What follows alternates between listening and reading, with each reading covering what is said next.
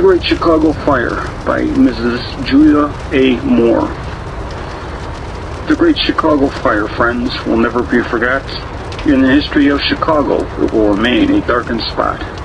It was a dreadful, horrid sight to see that city in flames, but no human aid could save it, for all skill was tried in vain. In the year of 1871, in October on the 8th, the people in that city then was full of life and great. Less than 4 days it lay in ruins. That garden city so great lay smoldering in the ashes in a sad, pitiful state.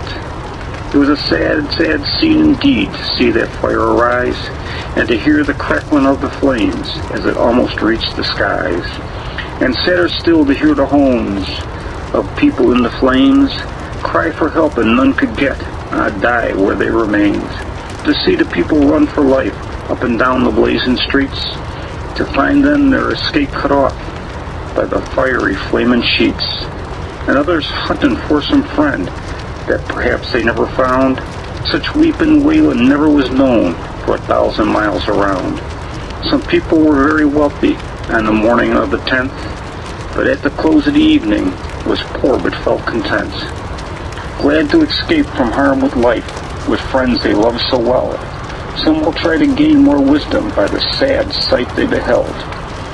5,000 people were homeless, sad wanderers in the street, with no shelter to cover them, and no food had they to eat.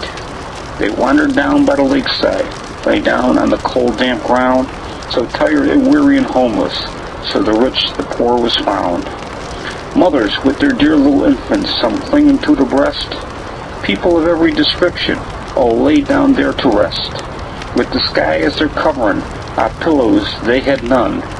Sad, oh sad it must have been for those poor homeless ones.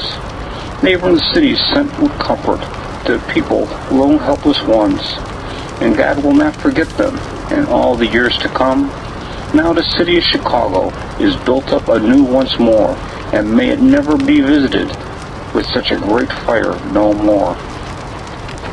On Sunday evening, October 8th, 1871, just after 9 o'clock, the Great Chicago Fire broke out. The blaze began in a barn behind the home of Patrick and Catherine O'Leary. Firefighters were first sent to the wrong neighborhood.